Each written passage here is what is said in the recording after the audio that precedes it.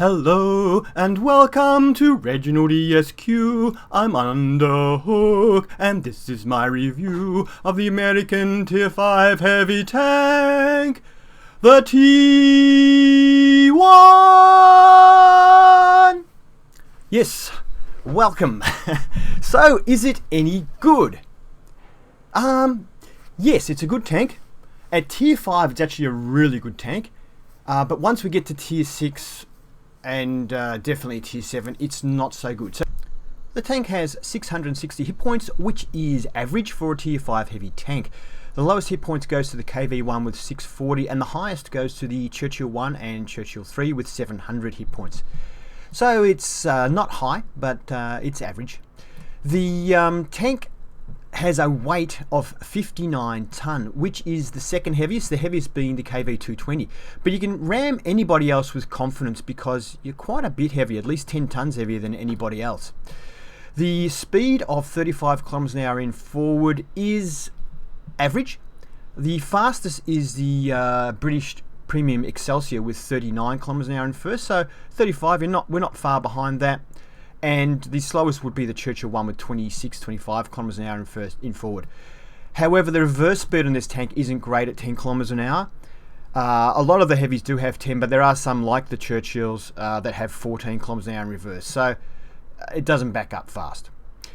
The track traverse, though, of 25 is the best of any of the Tier 5 heavies, which is a bit of a bonus.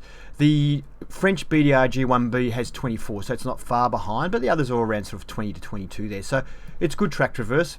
The turret traverse of 31 is on the upper side of average. Now, some of your key competitors, such as the KV1 and the KV220, have 23 turret traverse, which is quite a bit slower. Sorry, the KV220 has 23. The KV1 and the VK3001H, the German one, both have 25. So there are a couple of your key competitors, and their turret traverse is slower. That enables this tank to be effective at close range, where you can come up, on the side of another tank.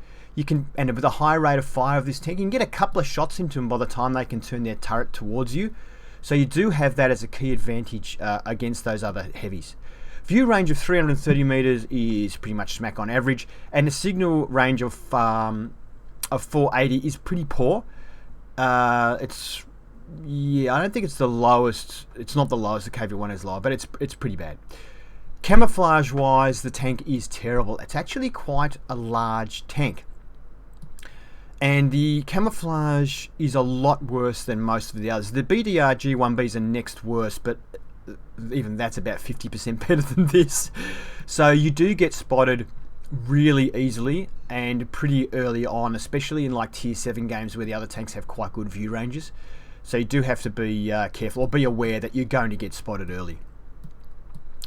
Gun depression on this tank, though, is excellent at 10 degrees gun depression. And also has 30 degrees of elevation. Now, the 10 degrees gun depression is the equal best of any Tier 5 heavy, and the 30 degrees elevation is better than any other Tier 5 heavy. So the only other one that has 10 degrees of gun depression is the T14. And really, like, the worst would be the Churchill 1 at -4 degrees. So it is very good, and it does work well on hills. And if we look at the tank, the turret is mounted towards the front of the tank. And then we have this area here, so it really is quite, if you don't count the tracks there, it's quite close to the front hull of the tank, which means it's very good at popping up over hills and having shots. The armor, which isn't particularly well sloped, becomes a lot more sloped when you're on a hill and is much more effective. So this tank is good at popping over hills and hill fighting, and indeed, especially in Tier 6 and 7 games, you really need to use the hill as your armor, because against Tier 6 and 7 tanks, this armor doesn't stand up at all, but it does against Tier 5s and lower. Alright, so let's now have a look at the grind for this tank. The stock gun is horrible. Really, really, really horrible. It has a 13.95 rate of fire, 101 penetration, which is a little low. Does 110 damage, which is a little low. Has an accuracy of 0.46, which is absolutely terrible, and an aiming time of 2.3, which is kind of okay, which is pretty good actually for a heavy tank. but really incredibly inaccurate. You can't hit anything except at close range, and even then you miss, and then half your shots don't pen, and very frustrating to play the tank with this gun. However, the top gun's not bad. I'm going to compare it to the other tier 5 tanks for you. So let's compare these all the tier 5 tank guns, heavy tanks. I'm not including the premium tanks, which generally speaking have less penetration than the others. So these are just your standard tanks.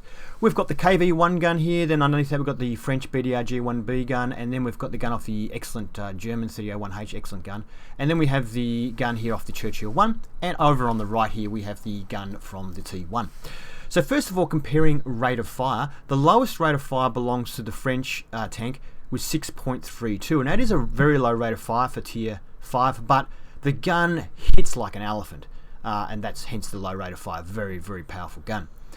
After that, we go to both the KV-1 and the German gun of a rate of fire of 12, quite respectable. And the Churchill, which is known as having a rapid fire gun, has 12.5 rate of fire. The T1 though has 16.67, making it easily the fastest firing tier 5 heavy tank. That is very, very good rate of fire, and you can see there one of your key advantages over your opponents. Now the rate of the penetration of the T1 gun is 128, which is okay. It's better than the KV-1 with 120, but it's worse than all the others. The French tank has 135, which is quite good. The Churchill 1 has 145, which is excellent. And the German 3001H gun is 157 penetration, which is absolutely insane. Now, damage-wise, our T1 only does 115 damage, and that's very, very poor for a non-premium tank. The next worst, let's say, will be the Churchill 1 and indeed the German gun, which both do 135 damage, but that's still 20 points more damage every time you shoot. The KV-1 has very respectable 160 points of damage when it shoots, which can, when you think of its rate of fire, is pretty darn good. And the French tank has 240 devastating points of damage. So we can see here that we have a gun that fires very, very quickly, has pretty good pen, but low damage. Accuracy of 0.43 is bad. However, the KV-1 is not much worse at 0.42. It also has poor accuracy. The French has 0.4, which is getting to be quite okay, but still not a long-range tank, but it's not bad. Whereas the German with 0.34 and the Churchill with 0.36 can both snipe pretty effectively. So this gun can't really be used at long range. Well, not if you want to hit. The aiming time of 2.3 though is pretty darn good. The only one that matches that is the Churchill, also has 2.3, but 2.5 on the German gun and the French gun, and 2.9 for the Russians, which is pretty darn slow. So we can see that we have a gun with poor accuracy, poor damage, but excellent rate of fire and pretty good penetration and pretty good aiming time. So it's a close range gun that relies on repeatedly hitting your enemies. So you really want to be either popping in and out of cover, taking shots, preferably on a hill somewhere so they can't return fire effectively and they only have a small target. Or if you're popping out from behind cover, pop out, angled, take a shot, pop back. Don't stay out in front of your enemy, but unless they're not pointing at you. But you can quickly decimate tanks with your rate of fire if you're managing to avoid them hitting you. Alright, so enough of the guns. The rest of the grind on this tank, this was a very painful grind. The stock gun is rubbish. That you got to get the turret upgrade. I think radio, the engine. With the stock engine, this tank is really slow. It's the same weight, so you don't have to upgrade your tracks to get it, but it goes from having 700 horsepower to 960. With the stock engine, it's very, very slow, and it wrecks your ability to fight on hills, which is one of the key advantages, and to pop out from behind cover and pop back. It really destroys that. The engine is actually one of the most important upgrades for this tank. So I did it last, but I would suggest, well, I guess, look, you want to get rid of that gun though too, and then you've got to get the turret to get the gun. So you kind of don't have a choice but to get it last, but it changes the tank completely. Okay. So I'll talk about the armor and any particular weaknesses the tank has in Tank Inspector. My crew for the games will vary a little bit, and that's another thing too. The accuracy is bad, but with an untrained crew, I started off with a 75% trained crew, the accuracy is appalling. You just miss and miss and miss. Even from 100 meters, you just miss. So, yeah, you got to watch that. With a fully trained crew, it's quite a bit better. Still not good, but it's a lot better. So I will tell you what my crew is in individual games. They're fully trained now, but they weren't for some of the games. Binoculars, camouflage net, and toolkit fitted. Small repair kit, large repair kit, and first aid kit fitted. This is not my recommended loadout for the tank. If I was going to keep it, I would get vents, anything to improve accuracy. Get vents, gun laying drive to help speed up the aiming time, once again for accuracy's sake, and I'd probably get the coated optics rather than binoculars, because you kind of got to keep moving in this tank all the time. You can't snipe in it. The T1 in Tank Inspector, let's get straight into it and have a look at the armor on this sucker. So you can see here the frontal plate on the curve of the tank is actually 102mm thick, which is excellent armor. The lower plate under here is 70mm thick, but very, very hard to hit it without ricocheting. You'd have to be almost underneath the tank. The upper plate here is only 70mm thick. It is heavily sloped, but it's still, you know, coming up around about 100 equivalent, which is, I guess, not bad really. The rest of the armor up here, this frontal plate or this upper plate, is 83mm thick, which is okay, but it's quite flat. So you're not really getting much sloping benefit there. However, when you're coming up over a hill, it actually increases to around about 90 to 100. So it's not too bad if you're using this as a hill fighter. The one big weakness though is this plate here in front of the driver is only 70mm thick, and it's not sloped at all. And it's quite easy to penetrate that. So that's a major weakness. So hit that if you want to get into this tank. The turret is pretty darn good. This plate here is 102mm thick, and the side of the turret is 83mm thick, but it's very well angled here. We can see that I'm just getting ricochet here. So the turret is very, very good, especially once again when you're coming over a hill, because it is also a rounded mantlet, and it does increase the armor value quite a lot. However, I have found that the Russian steel doesn't seem to bounce as well as, the American steel doesn't seem to bounce as well as the Russian steel, such as the KV220 or the KV1. So it's not quite as good as say the KV220 for some reason. Now the sides of the tank are quite weak. We have 44mm of armor on the side, and we have the spaced armor over the tracks, which is kind of handy. But it's only 25 over 44, so it's still not great, although that gives you not bad protection, especially when angling. Rear of the tank is, we can see here, 41mm. Top deck is pretty poor at 25mm, so artillery will like you. I don't know why I've just turned that colour off, I didn't mean to, doesn't matter. So the thing is with this tank, you can't angle it very much. I mean, we look at the sides here, I'm getting ricochet there. Once I get past ricochet, it's only 64, and you're going to get pinned in the side. So do angle the tank, but just don't angle it very much. About there is about where you want to angle it, and that will help the rest of your armor. As you can see here, we're getting pretty good values, but don't expose your side too much, and try and use hills wherever you can. I try and keep this driver's area here concealed whenever I can by using hills. Now this one other thing about the gun on this tank, especially when your crew's not fully trained, it isn't very accurate. The shell velocity is also pretty slow, so hitting a moving target at range is almost impossible. And even at close range, I found the KV1s, it penetrates pretty well with standard ammo, if you aim for the sort of driver ports and the machine gun ports and things.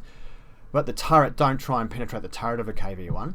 The KV220 though is a different story. Its hull's very tough, but its turret's a bit weaker. So normally with a KV220 you shoot it in the side areas around here. But I've found clever KV220 drivers to keep moving their tank backwards and forwards and wiggling their turret. And because you need to aim at a small section of their turret, and this thing has poor accuracy, You have to kind of keep moving your gun, and you just miss, even at close range, just keep missing.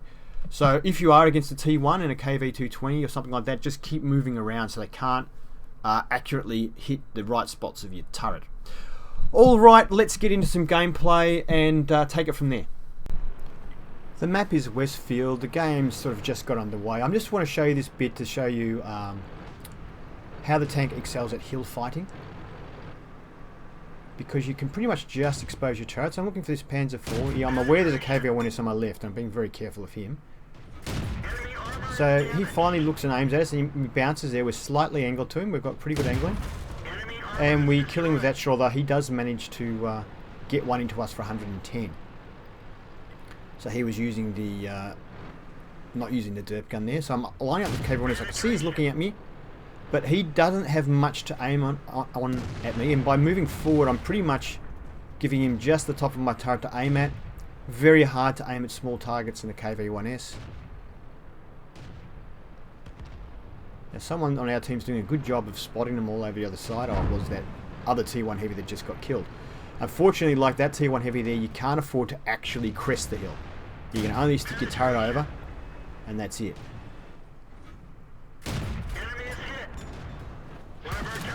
Now I've been hit by artillery, and as you're about to see, artillery decides that I am the most important person to take out, and yeah.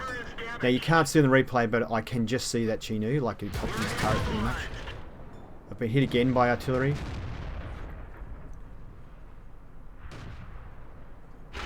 Let's go. Enemy armor is hit. Now I don't think I have the top engine in the tank at this stage. So I'm not moving real quick, and so that's what the thing is. I can't really run from artillery anyway, so I figure I've just got to do what I can. As you can see, the side of a KV-1 isn't a problem for this gun. The front you do have to shoot at the weak points on the front, but I just aim at that plate that has the machine gun port. So we've got the M4 up there. Here's the other tier 6 tank on their team. And he hits us for 121, and then finishes us off. The armor just isn't a match for any of the tier 6 tanks. So I just checked, and my crew were 93% trained for that game, if you're interested. But you can see there that the hill fighting ability of the tank is good, and if my crew is 100% trained, obviously it would be even better. But it is definitely a great hill fighting tank, especially when you're top tier. You can just dominate. We finished on top for experience on our team, although we lost the game, and we finished well on top for damage on our team as well, playing a good role. We fired 14 shots, 12 of those hit, which without a fully trained crew was unusual. Normally you'd miss more than that. Damage 1255 is quite respectable. We received 8 hits. We actually managed to bounce 2 of them, and we got some splash damage. Obviously artillery really decided to get rid of us there. We damaged 5, destroying 1, and 27,000 income, less about 4 or 5,000. So we would have made about 22,000 without that bonus for a current mission. XP was only 395. Let's get this show on the road.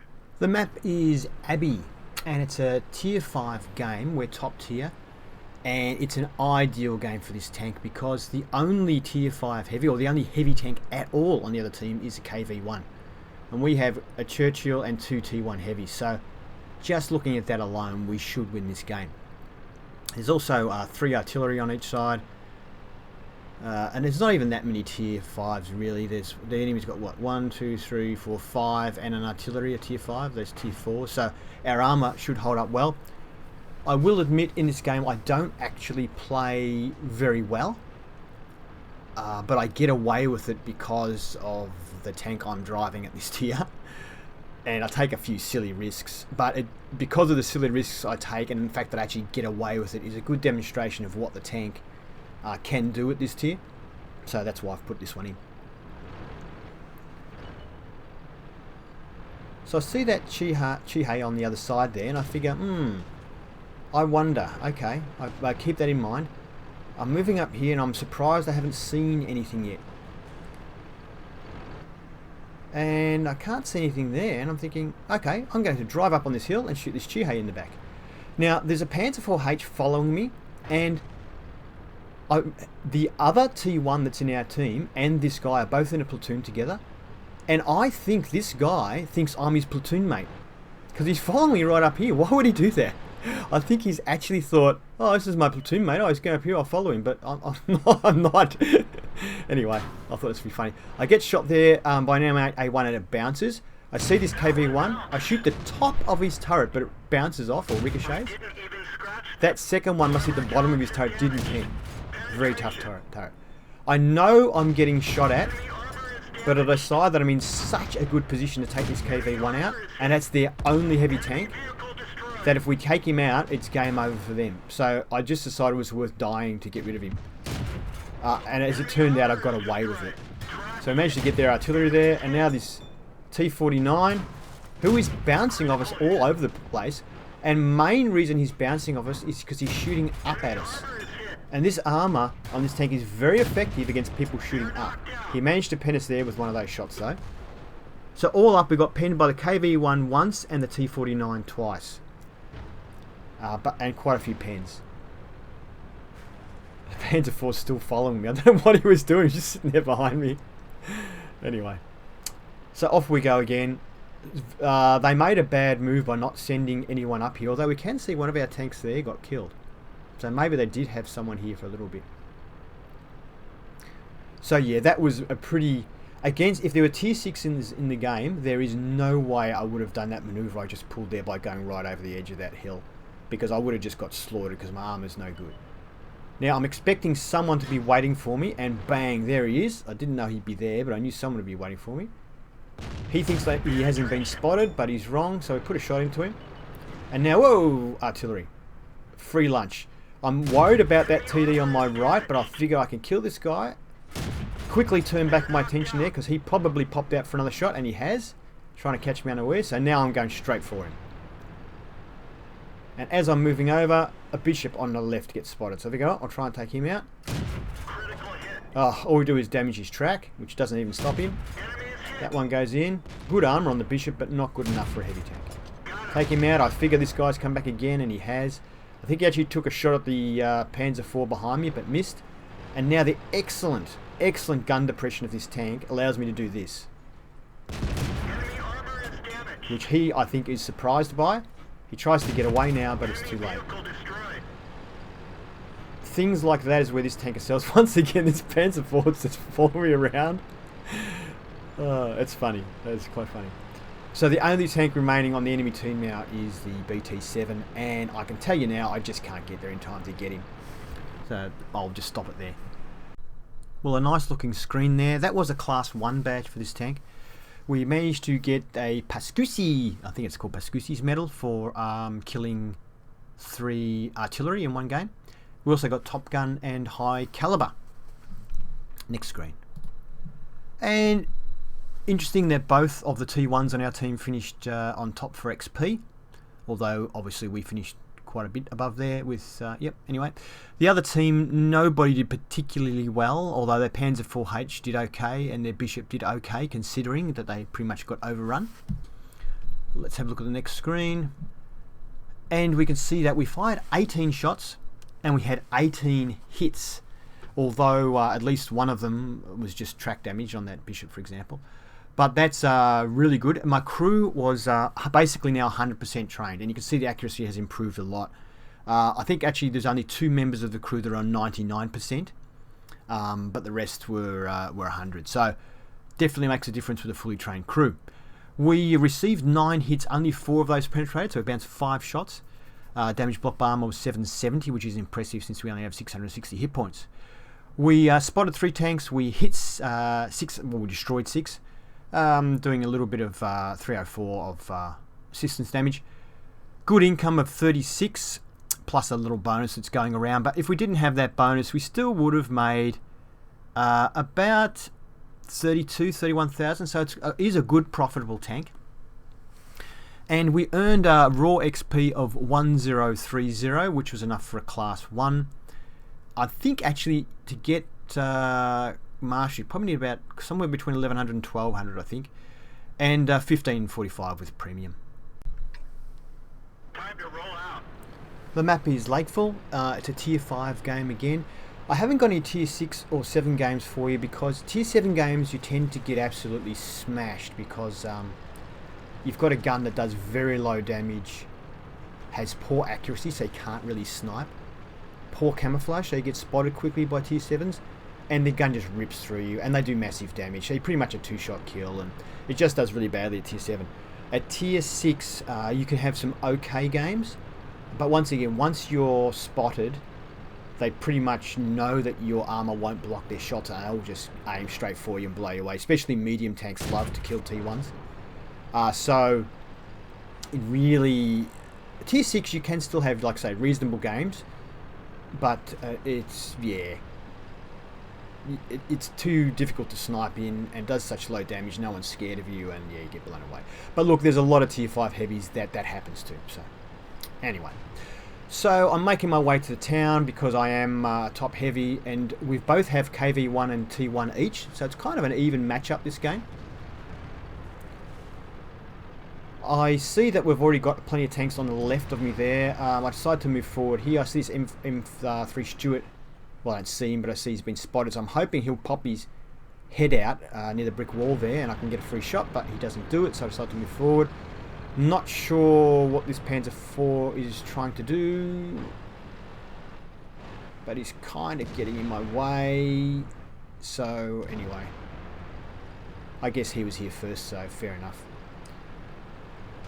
So I see they've got no one on the right there, which is a big mistake. There's nothing to stop us pushing through here, which means that the enemy may get surrounded.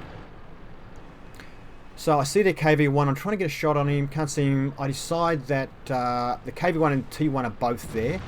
I figure if I can get rid of those 2 tanks, they've lost the game. So I come up here, I notice fantastic. He's got the derp gun. So I park behind the truck, knowing that HE shells cannot penetrate objects. And that derp gun takes a long time to reload. So you can see there, we basically killed him because, one, we positioned ourselves well, and there's the enemy T1 gone. He was already damaged though, but he wasn't angled to us, and the front of the tank, when it's not angled, is an easy pen for a heavy tank. Round the back, he doesn't even know we're here. I'm tempted to shoot that M3 Stuart to get the kill, but I figure, hey, damage is more important than the kill. Although you can see there, I thought about it for a second. I probably would have then if he was still alive, because I figured I could get this guy as well. T40, he backs up, but we still get a shot into him. There was an M3 Lee there as well. The M3 Lee is an awful, as you see in my review, not a great tank, but yeah, at close range like this, it doesn't have a hope in hell. The T40 is a worry because it is an excellent gun, so if he's pointing at me, I could be in trouble. The M3 Lee can't even shoot me from there, the poor bastard. His gun just won't angle enough. Oh, actually, he did hit me, but he didn't go through. The T40 now is a big threat, so I want to get him. We managed to track him with that first shot, so he can't fire back at us, which is great, because his gun, like I say, is awesome. I was going to go for the Stug, but he's been killed by my teammate. So, there you go. So we're on 5 kills. I'm thinking, oh, I feel like getting a Top Gun. They've got 3 tanks left, a Bishop, Panzer IV-D, and a T-28. T-28 is a very dangerous tank with a very good gun. There's the Bishop.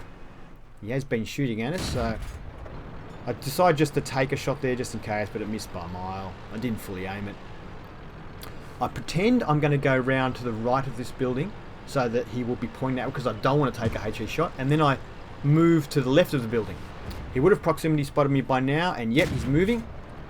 We missed, and this is what I mean about this thing not being accurate, especially when it's not aimed. That one we get a shot into him, and he's a bit too quick for me. I decide just to back up. We get another one into him, but we don't get the kill. Okay guys, I want Top Gun. There's 2 more tanks left. That T-28 there is sitting there, and there's the Panzer IV-D up there. I consider taking a shot at him because I want Top Gun, but he's too far away and I can't actually see him. This T-28 looks to be AFK, which is probably one of the reasons why that team didn't do very well. Get a shot into him, getting ready, Top Gun, here we come. Oh! We hit him, but not enough damage to kill him, and our other tank gets the kill. Oh well, good game. Alright, so we managed to get a Class 1 and a high caliber there. Unfortunately, we missed out on the Top Gun, but it was still a very good game. Since my crew has become fully trained, I'm finding that every Tier 5 game I go into is pretty much a bloodbath. This tank can really dominate at Tier 5. Does well at Tier 6, it's just Tier 7, it's not much chop. Now you will notice at the start of the review you may have seen a Mark of Excellence on the tank. I did get that Mark of Excellence on my 89th game. Now considering that I ground my crew from stock at 75% and I did all the stock components, stock gun, ground through everything, it's not that hard to get Mark of Excellence on this tank. So if you're looking to get one, this is probably a good one to get it on. Currently at 65% you need to get one, but I think it's dropping to 58% in the next patch. So this would be a good tank to get it on. Let's have a look at the next screen. And we can see that we finished obviously on top for XP and on top for damage. The KV1 did good damage as well on our team. Let's have a look at the next screen. And we fired 21 shots, 18 of those were direct hits, and of the 18 that hit, 18 penetrated. Damage, we did 1827, which is really good in a Tier 5 game. We received 2 hits and only one of those penetrated. We spotted a couple, we damaged 7, and of those 7, 5 of them were destroyed. Had 41,000 income, and there's a bonus, big bonus going at the moment with 1.5 times credit, so forget that. But without that, profit-wise, we would have ended up with about 38,000, which is very good. 1,057 raw XP was once again Class 1, so you're probably 1150 for Mastery. Thank you for watching my review of the T1. I do hope you enjoyed it. If you did, please give it a thumbs up. And if you'd like to see more reviews, please subscribe to ReginaldESQ. Have fun.